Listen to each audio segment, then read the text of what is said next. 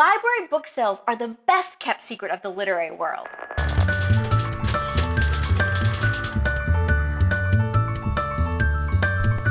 Unless someone you pass on the street randomly hands you a box of free books, there's really no less expensive venue for buying books than a library book sale.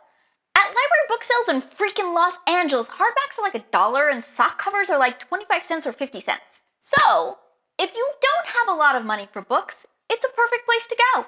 And if you do have money for books, still go because it supports the library. I usually just give them a 20 and tell them to keep the extra because it's not like the library hasn't provided me with thousands of hours of free entertainment over the past 29 years. Also, I'm usually so uptight about buying books.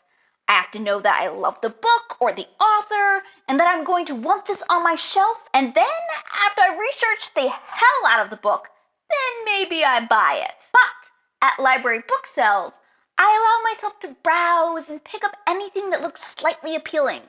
The books aren't expensive, the money goes to the library, and if I end up not liking the book, I just redonate it and they get to sell it twice. So here's what I got. Ill Wind by Rachel Kane. When I picked this up, I thought I was actually buying a second copy. Then when I got home, I realized that I'd given away my first copy during my book exchange bachelorette party. So I'd actually bought, I really want to say button, a replacement copy, which is perfect because I love this book. For color, this is a paranormal romance series about weather wardens. Think Forest Rangers, but for weather.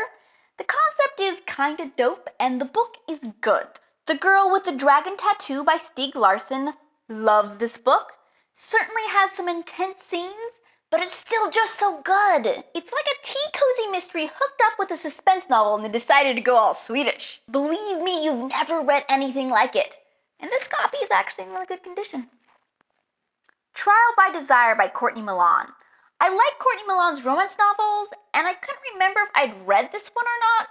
Turns out I have, and I liked it. It's not my favorite, but I liked it. This cover, though, his head looks weird, like you caught him in the middle of doing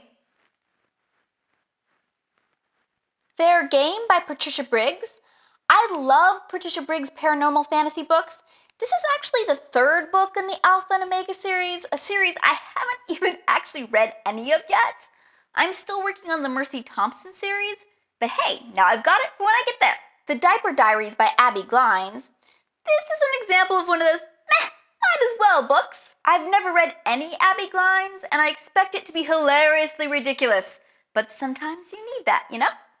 Catching Fire by Suzanne Collins. This is the one in the trilogy I didn't actually own yet, and this copy was in really good condition. How to Live with a Neurotic Cat.